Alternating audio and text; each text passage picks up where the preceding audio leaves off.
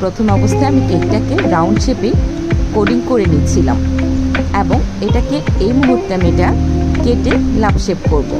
একটু খেয়াল করলে বুঝতে পারবেন চারকোনাভাবে আমি এটাকে স্কোয়ার একটা শেপ দিয়ে নিয়েছি এবং দুই সাইড থেকে রাউন্ডের দুই সাইড থেকে কেটে আমি লাভের উপরে দুইটা অংশ তৈরি করেছি।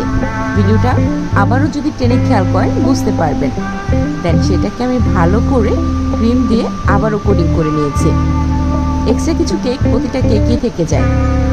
ওই কেকটাকে আমি আমার কাছে যেহেতু এখন সরঞ্জাম নেই, আমি চায়ের ছেঁকনি দিয়ে ছেঁকে, ওইটাও স্টিলের ছেঁকনি হয়ে থাকে, ওটার মধ্যে গুঁড়ো করে নিয়েছিলাম।